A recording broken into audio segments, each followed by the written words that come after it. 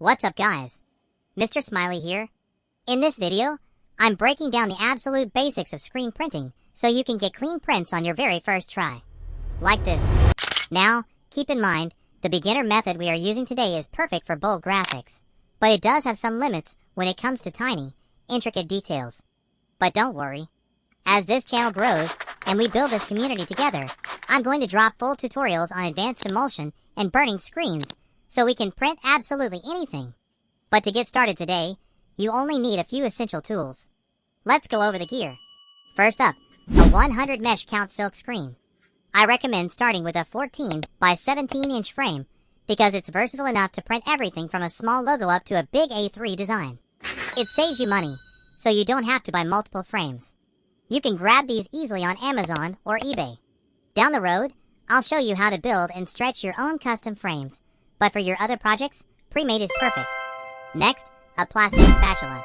If you don't have one, don't worry. Just grab an old metal spoon, flatten it out with a hammer, and you've got a perfect DIY ink scraper. Next, clear tape or photo top, plus some double-sided tape to keep things secure. This is the secret to making our paper stencil extra durable, so it won't tear apart while we're cutting out the design. Next, a standard cutting knife. Just make sure the blade is nice and sharp, so you can cut the paper smoothly. And please, watch your fingers, so you don't cut yourself.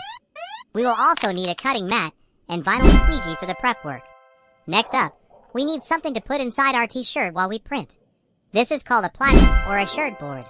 You can use an old, blank x-ray film or a flat piece of smooth plastic. But if you can afford it, a 6mm 14 by 17 inch clear acrylic sheet is the absolute best option. Along with that, you are going to need some table adhesive. Here is why this combo is so important. When you pull the ink across the screen and lift it up, the wet ink acts like glue and tries to lift the shirt fabric up with it. By applying a thin layer of table adhesive to our smooth plastic or acrylic board, it keeps the fabric completely locked flat in place. It stops the ink from bleeding to the back, prevents the design from shifting, and allows you to easily peel the shirt off without ruining it. You are also going to need a hair dryer, ideally one that has adjustable settings for both air speed and temperature. You want an option to control how strong it blows, how hot it gets, and most importantly, a cool air setting that blows without any heat. This is going to help us dry things quickly without ruining our stencil. What I have here is a 10-inch squeegee, but I highly recommend a 13-inch, 90 Durometer Squeegee for big prints like an A3 size. And for the smaller logos, you'll want a 5-inch, 90 Durometer Squeegee. Why so wide for the big prints? Simple. It makes it much easier for you to flood the ink across your entire design and ensure that ink presses equally into your shirts. And finally, water-based ink. Make sure to look for high opaque so your design pops, especially on darker fabrics. Now, because we all live in different parts of the world, you might not have access to the exact same ink brands that I use.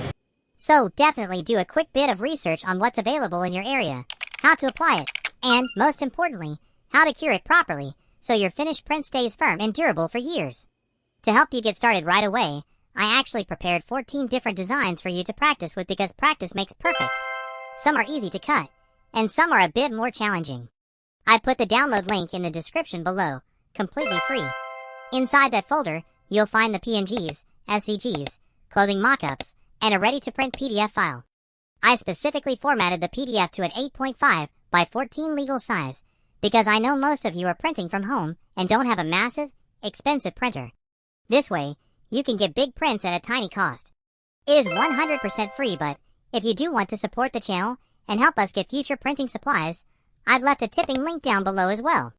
Now, if you don't have a computer or a printer at home, don't worry, you can still do this. Here is exactly what you need to do. First, click the link below and download all 14 free designs straight to your phone. Once they're downloaded, head over to a local internet cafe or print shop. Just show them the folder on your phone and ask them to extract the RAR file. Inside, they'll find the ready-to-print PDF. I also included the clothing mockups, so you can have an exact reference to see what the finished shirt is supposed to look like. Have them printed out on that 8.5 by 14 paper, and you are ready to go. Once you have your printed design in hand, it's time for the next step. Before we do anything else, you must wash your silk screen before using it. Every single time you start a new project, make sure to wash it properly using standard dish soap, the kind with a built-in degreaser. This removes any factory debris, oils, or dust, ensuring our screen is perfectly clean and ready to hold the design. Once it's washed, grab that hair dryer we talked about, set it to cool, and dry the screen completely. Now, let's prep our paper stencil. Out of the 14 free designs I gave you, you only need to choose one to start practicing with. But here is a pro tip. Print out 2 or 3 copies of that same design. That way, if you make a mistake on your first cutting attempt, you have a backup copy ready to go immediately. If you succeed on your very first try, congratulations. But if you don't, do not sweat it, just keep practicing. Don't rush yourself. Take your time and move slowly but surely. Make sure to pay close attention, because later in the video, I'm going to show you some advanced techniques on how to turn these simple designs into awesome 2-color prints to make them look even more beautiful. Grab your design and let's start. First, we need to assemble the artwork. If your design is large or has multiple parts, find a bright light source, like a window, a light box, or even the flashlight on your cell phone will do. This lets you easily see through the paper, so you can align the outlines perfectly. Once it's aligned, make a small vertical fold right at the top of the paper design, and put a marking just like this. This crease is going to serve as your perfect guide later on to match up with the center of the shirt. After that, it's time to apply our protective layer. If you're using clear tape, here is a pro tip. Stick the tape onto your shirt first just like this. This reduces the extra stickiness, so it doesn't rip your paper later. Then, use your 4 or 5-inch vinyl squeegee to smooth it down. If you're using Phototop, peel back just a little bit of the backing paper like this, and use a wider 9 or 10-inch vinyl squeegee to scrape and press it all the way to the other side. Just do it slowly but surely to keep it completely smooth, bubble-free, and perfect. Now that our design is fully protected, it's time to cut our stencil. Like I mentioned earlier, make sure your cutting knife is nice and sharp, and please watch your fingers so you don't cut yourself. Here is the secret strategy for cutting. Always start with the smallest details first, and work your way up to the bigger shapes. When you finish cutting a tiny piece, do not remove it yet. Keep it held right in place. Once the whole design is cut, we are going to apply double-sided tape to lock every single tiny piece exactly where it belongs. Cutting takes a bit of patience, so I'm going to fast forward through this part so we can get straight to the action. Alright, we are done cutting our stencil. Now we can apply the double-sided tape. If you look at the template instructions, it says remove the gray areas. Once you weed out those sections, the tiny details will remain, and that is exactly where we will apply our double-sided tape to keep everything secure. Now, let's prepare our platen or shirt board. This step is super easy. To start, lay your plastic or acrylic sheet flat on the table. Give your table adhesive a really good mix, and then apply a thin layer across the surface. Now, we need to let it dry completely before we use it. Here is a great tip to look out for. The adhesive looks white when it's wet, but once it dries, it turns completely clear and becomes super sticky. That's how you know it's ready. If you're having trouble finding this exact brand locally, just search Amazon or eBay for table adhesive for screen printing. You can choose a liquid type like mine, or you can use a handy spray adhesive. Whichever one you buy, just make sure to do a quick bit of research and read the instructions carefully so your prep work goes smoothly. Now, let's get our shirt ready. Before we insert our shirt board, we need to find the exact center of the garment. To do this, simply fold your t-shirt in half vertically and give it a light press. You can use this clear tape to press. This gives us a perfect center guideline to follow. Next, we need to slide the shirt board into our shirt. Because the table adhesive is very sticky, lift the back layer of the shirt up and gently curve your shirt board like this as you slide it inside. This prevents the fabric from accidentally sticking to the board too early and causing wrinkles. Flatten it down carefully. Make sure the shoulders are aligned, using the upper corners of your board as a reference. Even if your board isn't perfectly centered inside the entire shirt, don't worry. The most important thing is that the board completely covers the area where your design is going to be printed. Now that our shirt is loaded and perfectly locked in place, it's time for the most exciting part, bringing out the ink. But before we print, we have to do one very important step: mix your ink properly. And give it a really good stir with your spatula or your DIY spoon tool. Waking up the ink like this makes it smooth, creamy, and ready to pass effortlessly through our silkscreen mesh. If you skip this, your ink might be too thick, which can clog your stencil or leave you with a patchy print. Here is a crucial pro tip before you start. Make sure your workspace is comfortable, ideally around 23 to 26 degrees Celsius. If it is too hot, water-based ink will dry inside the screen mesh incredibly fast and clog it forever. If you don't have an air conditioner, or a temperature gauge, and you live in a hot climate, use your clock as a guide. Schedule your printing sessions for the coolest parts of the day, either early in the morning from 5 a.m. to 8 a.m., or in the evening after 6 p.m. Just feel your surroundings to make sure it is cool enough to work. But hey, try to wrap it up by 9 p.m. or 10 p.m., you need your rest too. Lay your screen flat over the shirt.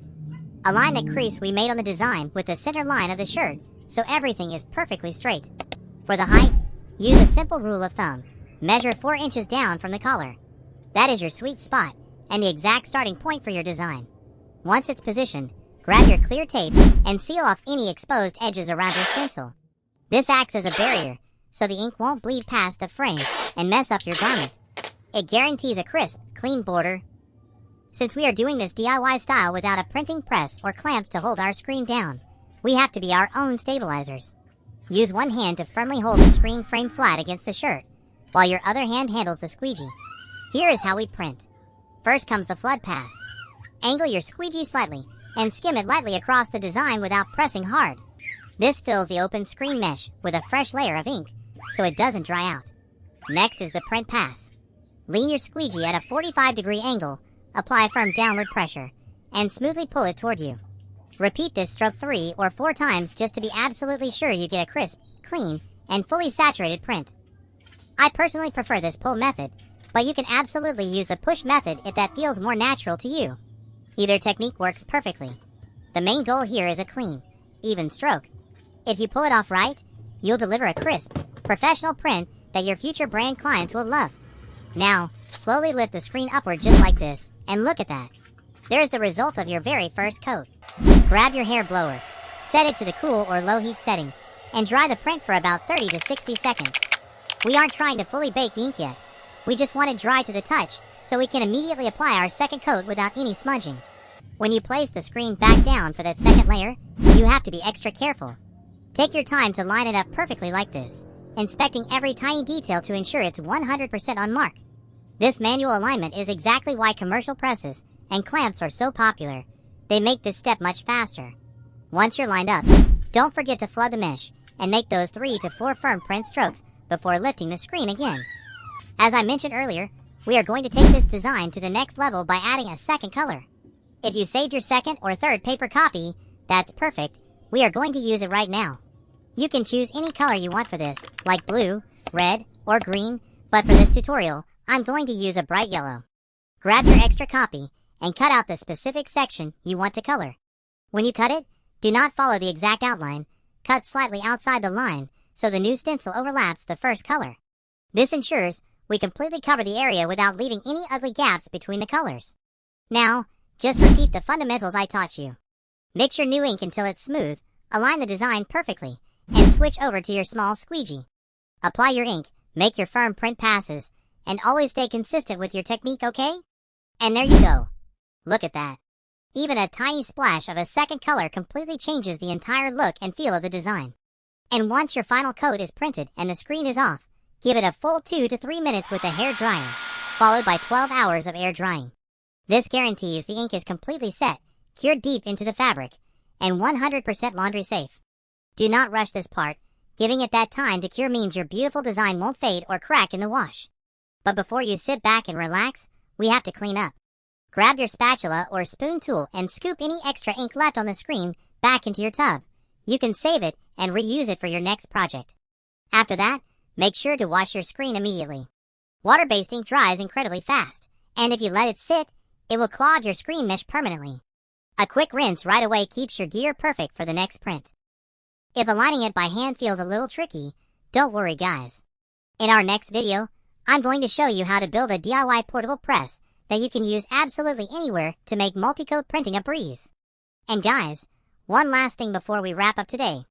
If you have any feedback or see things I can improve, let me know in the comments. I'm always learning and growing in this profession just like you, and I'm definitely not perfect. Also, if you see someone asking a question in the comments because they're trying to figure a step out, please reply to them politely and help them out if you know the answer. We all learn at different speeds, and if you caught on to this quickly, you are lucky. Let us use that to lift each other up and build an awesome community here. Well, thank you so much for watching. Keep practicing, and I'll see you in the next video where we build our DIY portable press.